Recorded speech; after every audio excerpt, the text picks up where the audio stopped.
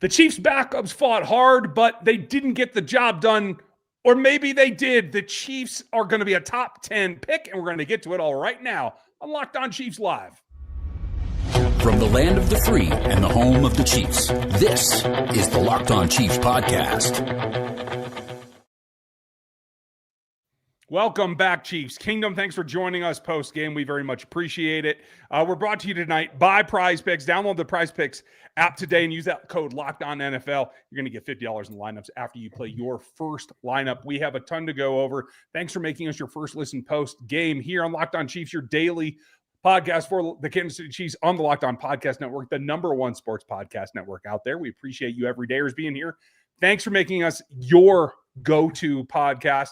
Check out another one when you get there next. And if you really want ad-free and all the bonuses, go check out the Everydayer Club. We are going to get right into it. This is Matt Derrick from ChiefsDigest.com, our man on the ground, beat reporter and editor of Chief Digest here on YouTube, as well as 41 is the Mike, the podcast. I'm Ryan Tracy, the founder of Rogue Analytics and Performance Consulting, where I already have grades in for some of the metrics for the draft class. Make sure you're checking that out, as well as NFL 33, where all my rankings will be as well as all my staff's, and over at RGR Football. We've been doing this for 9 years. In the books, as of tonight, 9 seasons, Matt. We'll be back for year 10 as soon as we can, but this was a game where there was opportunity for some things. There was one important thing that happened here. Travis Kelce passes 13,000 receiving yards. I thought that was critically important on a day that, quite honestly, even if they had tried more, I don't know they would have been able to get him the ball more. But Kelce stood out to me today. What did you think? Yeah, no, I mean, he certainly had his moments. I mean, you're right. This was a struggle from beginning to end for the Chiefs. The offensive numbers were not really there. I mean, reasonably defensively, they played well. I mean, the only thing to really watch for and to play for today and everything was really the history that Travis Kelce had a chance to make. And if this is his final game, where was he going to end up? I know he would have probably, in his retrospect, I mean, I can tell you, I mean, from following this guy, he is legit when he says that he doesn't care about the numbers. I'm sure that 13,000 meant something to him too, though. I'm sure catching Jason Witten for number 2 all time would have been nice too. It's nicer for the fans, though. I mean, I'll be honest. I think that Travis, hey, accomplishments for him. You know, he has said wins are the most important thing, and that's what he's always wanted. This season didn't end the way he wanted, so I don't think he's going to consider it a rousing success. But let's face it, this guy's he's going to be a Hall of Famer. And, any chance that you get to see this guy set some stats and reach some feats, it's a nice moment. I hope that is what people can take away, because it was frustrating to watch. This was an offense that didn't get anything going most of the day. A couple of takeaways that we'll get to coming up here in a little bit. But the focus was, it seemed to me, on just trying to be as routine as possible. It wasn't about Travis. It wasn't about pulling out all the stops. I think Andy Reid's timeout there late in regulation was actually in order to help solidify a loss, to tell you the truth, because for the organization, that was the better outcome. So it just felt like this was, we just need to complete it with as few injuries as possible, which I think they walked the line on. Is that your feeling as well, or am I just imagining things here?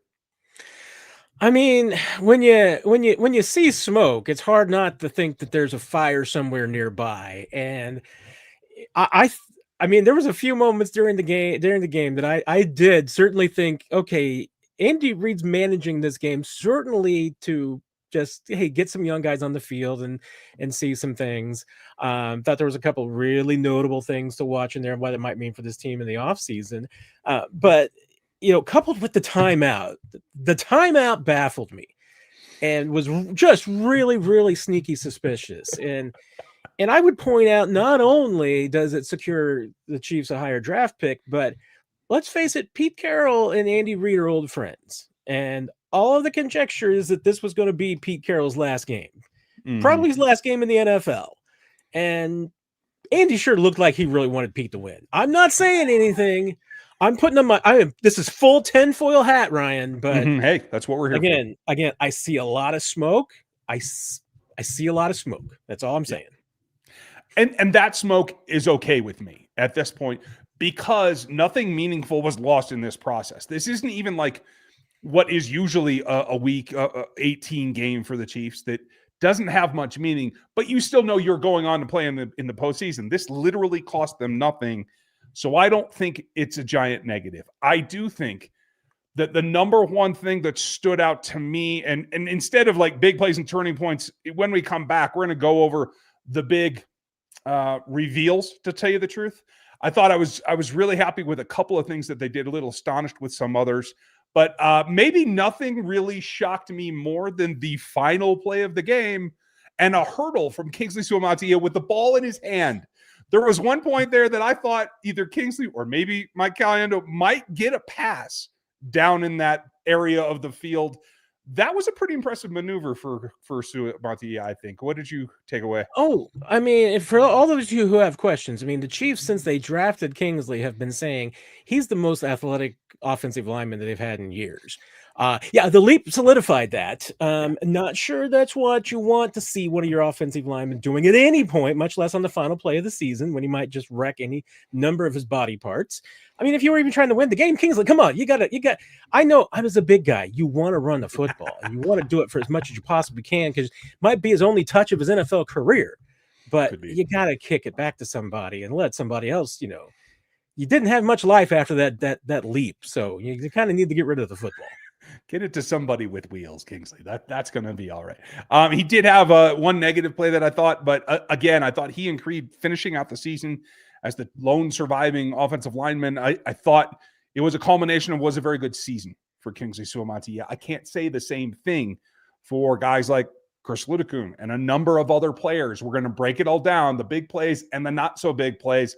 I think in particular, this offensive line is more up in the air than it was just a week ago. We'll get there next. Kicking off the year feeling good is the goal, right? And honestly, hydration is the easiest win. When I stay on top of it, my energy, my focus, and mood all stay up and stay good. But let's be real, plain water doesn't always cut it, especially when you're grinding through long days, hitting the gym, or trying to stay consistent with your health goals. This is where Drip Drop comes in. Doctor-developed, proven fast hydration that helps your body and mind work better. Think clearer focus, better energy, elevated mood, even the fresh skin glow if that's what you're looking for. I put it into my daily routine because that's what makes me consistent, not just for workouts, but every performance, every podcast, everywhere, all the time. Right now, Drip Drop is offering podcast listeners 20% off of your first order. Go to dripdrop.com and use the promo code LOCKEDONNFL. That's dripdrop.com. Promo code LOCKEDONNFL for 20% off. Stock up now at dripdrop.com and use that code LOCKEDONNFL. This episode is brought to you by Prize Picks. Whether you're starting a new routine or jumping into player projections for the first time, trying something new can feel like a challenge. But with Prize Picks, it always feels good to be right. With high-pressure football matchups every weekend and elite hoops actions almost every night, the action never slows down, and Prize Picks let you stay in control. Prize Picks is the daily fantasy app that makes watching sports events even more exciting by letting you build lineups based on player projections. No drafts, no waiting, just pick more or less and play your way. Getting started on Prize Picks is quick and simple. The app is super easy to navigate. You can get to whatever you're looking for, NFL, NBA, etc. Super, super simple, and that makes it easy. Download the Prize Picks app today and use the code LOCKEDONNFL to get $50 in lineups after you play your first $5 lineup. That's code LOCKEDONNFL to get $50 in lineups after your first $5 lineup goes up. At Prize Picks, it's good to be right. You can find Matt at ChiefsDigest.com and over at 41 is the Mic, the podcast. A lot of takeaways here, Matt, but we talked pregame a couple of days ago about one thing that we wanted to see, and it did become evident, although even more baffling to me why it took until this game, to find out that the Chiefs actually do feel like Rashard Smith can be a tailback in this offense. He was averaging over 5 yards a carry until into the fourth quarter. I felt like he looked good. I thought he confirmed what we thought he might be, and he's got to be an option next season. Did you see something different? I mean, I thought we saw it in an extended sequence here. I thought we saw what this guy could absolutely be and everything. And I thought it was really interesting this week, when Andy Reid was asked about what they see in potentially Rashard Smith's future as either a receiver or a running back, and he said both.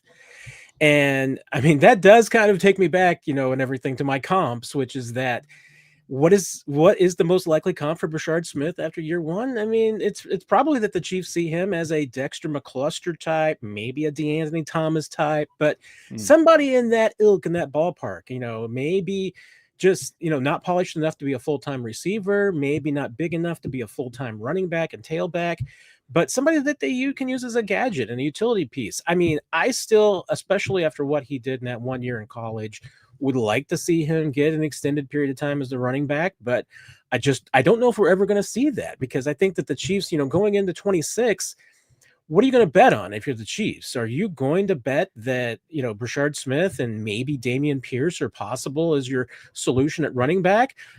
I'm not even sure if on paper that math adds up, whether even with projections. So you're going to have to add something else to that offense, whether it's a draft pick, whether it's a free agent, somebody.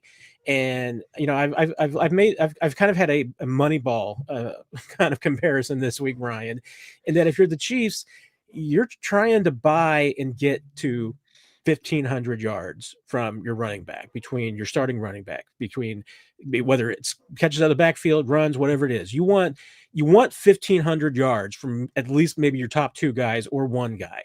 So if you think these two guys can get you 1,500 yards, well, I'm not sure I'd make that bet right now based on what we've seen to this point. So you're probably going to have to bring in somebody else. And if you can get one guy that can get you there, that takes care of a lot of the problems that you've got on this offense. Agreed. I think he needs to be part of that solution. And I would even go a little bit further, Matt. My number in my head was I want 2,000 all-purpose yards from a three-man committee. That's what I need to have, because I do think the roles are disparate enough. But I'm glad that you bring up Pierce, because they gave him 4 touches.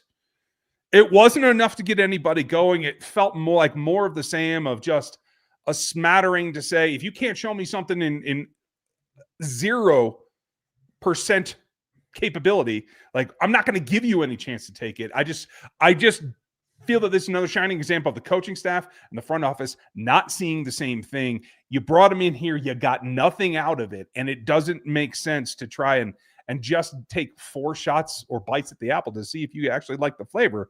I'm baffled. What do you think?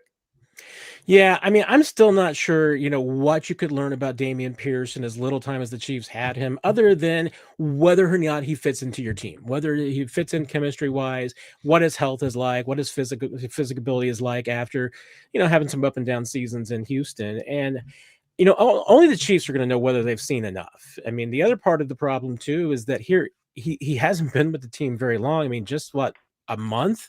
A little over a month since he come to Kansas City. And at the same time, you're getting ready for games. So how many first team reps do you think he's getting in practice, when the Chiefs were there for a while trying to get Pacheco and Hunt ready? Then they're getting Rashard Smith ready. I mean, he probably, once again, hasn't gotten too many bites. He might have had more touches in the game today than he's had with the first team in the last month. So, it's difficult to get somebody in and get them into a game enough that we haven't seen enough game film from Dameon Pierce to know whether he could fit this team or not. We know from his game film in Houston, wasn't very good this year. So, all that they can go off of is what they've seen in practice, which we haven't been able to see. So if they've seen more from just a fitting in standpoint, from a physical standpoint, if they've seen that, then they can make a decision. But I'm assuming, again, the fact that we did not see much from Dameon Pierce today probably tells us a little bit about what they think about Dameon Pierce in the future. Yeah, I think that is a pretty strong message, to tell you the truth. Now, I'll say what else is a strong message to me, and we'll hit another guy here in a little bit, but I want to focus on the offensive line here, and you and I may be at odds on this one. But at this point, I am ready to say that I have seen all I need to see of Chukwuma, and this is not a man that needs to be on this 53 going forward. And quite frankly, I think the evolution has reached its apogee. I don't think there's much more to get out of this experiment. And I come back to the fact that no matter what you do going into next season, you have to have 4 tackles that could step in and play at a level that gets you wins. And I just don't see it from him. What did you see today? Yeah, I mean, I think I'm a little bit more in the Kyle Long philosophy, especially because once again, really still raw at football. This is year 3 or 4 essentially for him of even playing the game. No high school, no college. This guy was a basketball player and a soccer player until he, went into an NFL development camp 4 years ago in Nigeria, and now he's in the NFL. Is he Jordan Mailata? It's a different skill set, different translation. But here's the thing, and Andy Reid kind of talked about it, with how he's gone so far, and with both Esapole and both these guys, is that there's a little film on him now, so teams can figure out a little bit about what their strengths and their weaknesses are. Now, for both of those guys going forward, I think have both been attacked a little bit the last couple of weeks. And I think you saw Godric today. Definitely, they picked up on some things that maybe he was weak at and they attacked that. Now it's going to be, can Godric respond to that now that they've picked up on his weaknesses and he's seen again, outside of preseason games, and this guy had been playing with really the third team for the most part the last few years in preseason games. He hasn't been facing, high-end NFL defenses at any point until this point in live action. So I still think that here's my point. My case for him is that if you're looking at this Chiefs offensive line, the Chiefs feel like that he's their fourth tackle at best, maybe fifth. And if that still means a practice squad development spot for him, I don't have any problem with that. I think that's the case because that's what the Chiefs view him at this point. They feel like they've seen enough that they think that Esapole can be a swing tackle in 26. And if that's your swing guy and Chu is your fourth guy on the roster or a fourth or a fifth on the practice squad, that seems to be appropriate depth for me. I'm okay with that. Well, we'll have to revisit that. I don't agree at this moment, but let's see after I watch the film and we'll see what we get to, because he's not the only guy I thought took a downgrade tonight in their performance on the field. Looking to the future, we have to decide who's going to get starts if it's not Patrick Mahomes, and I have an answer for you next. This episode is sponsored by BetterHelp. The new year doesn't require a new you, maybe just less burdened you. We all carry things that weigh us down or hold us back, and therapy can help you identify what those things are by offering an unbiased perspective to better understand your relationships, motivations, and emotions. That's where BetterHelp comes in, making it easier to get matched online with a qualified therapist who can help you work through what's holding you back.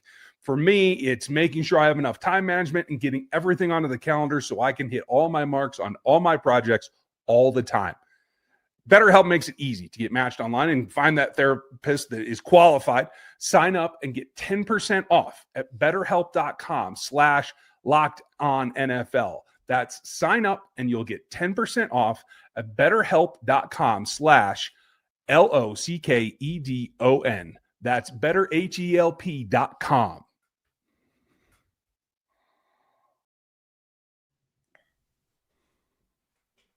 NFL season is in full swing, and there's nothing like being at the game. The crowd noise, the energy, and the cheering alongside the other fans. Watching at home is great, but being in the stadium hits different. It's frustrating sometimes with all the waiting in lines, the dealing with logins, and watching prices change right at checkout. That's why the Game Time app gives you the advantage back to the fans.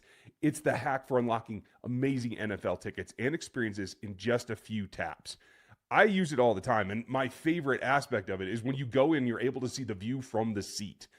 It makes a world of difference to know what you're going to be looking at before you do. That way, there are no surprises. There's a ton of deals out there, and you can even get them in the zones that you are looking for most of all. So take the guesswork out of buying your NFL tickets with Game Time. Download the Game Time app, create an account, and use the code LOCKEDONNFL. That's LOCKEDONNFL for $20 off your first purchase. Terms apply.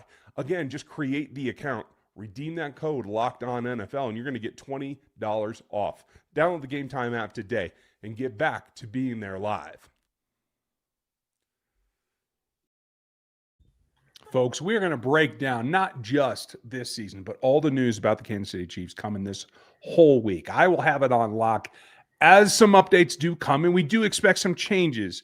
We'll talk about them here in a little bit, but I want to stick with the players for right now, Matt, because as we look to the future, one of the biggest questions is, what do you do if Patrick Mahomes does not put in his normal alien recovery performance and make it back by week one? I still have full expectation that Patrick Mahomes isn't available until mid-season to be actually ready to start games. That's what I'm operating under. I'll be very happy if I'm wrong, and he does have the propensity to recover maybe quicker than average players. But in that case, you have to have a starter ready to go to win ball games. You cannot go 4-4. You cannot go 2-6 and hope to recover from that. And after this performance, along with preparation, I am ready to say myself, the Chris Ludekin cannot be one of those options. I know he's a valuable player, especially for scout looks. I know that he has to be on that roster as a practice squad quarterback. I have no problem with that. But the fact that Steve Bichelle walked back into this offense and was able to perform better, move the ball down the field better, look deeper into the defense, that gave me all the information I have. And I don't think that Bichelle is necessarily an option either, but it made my decision pretty concrete. I think you disagree with me, but I want to know what you think about the quarterback performance today. I don't completely disagree. I just think that in one sense that both of these guys didn't get really fair shots. And even Bichelle, I mean, the numbers, well, they don't look good. They look a little better than Oladokins because of the big play to Hollywood. But even then, I think, take that out, and Bichelle was 6 of 13 for 37 yards. Not ideal either. And you're right. I mean, if you're looking to try and make sure that the curtains are up for 4 to 8 weeks, that you don't have Patrick Mahomes, and you're hoping that by the time he gets back, that he can help take you to the playoffs and then you see what happens. Then you're right. You can't get off to a 1-3 or a 2-6 start. And the reality is, can either one of these guys help you to get to 500 or better? And the reality is probably not. So I'm going to be intrigued what you think the answer is, Ryan, because I mean, backup quarterback options are few and far between. And you know what? We thought Gardner Minshew looked like, could really be maybe a solid answer. And I'm not even sure in the limited time that we saw Gardner that he looked like that, that's a guy that can take you to a 4-4 better. I agree completely with you. And the problem is the quarterback market, you are paying new car prices for a used car performance. And that is the problem. I agree with you. That's why I am currently, as we sit here at the end of the regular season on January 4th, I think there's a quarterback draft pick in this team's future. I don't know that solves the problem that we're discussing, but I do think that is part of the equation that we're looking at down the line in May. But we'll get there towards May, folks. Other than that, we talked about the two things that I thought stood out that we really need to discuss. I got positive impressions. Jalen Rose actually got a catch, a couple of them. Didn't go anywhere, but that's okay. I don't think that is on him. I think that is part of this offense and this particular game's plan.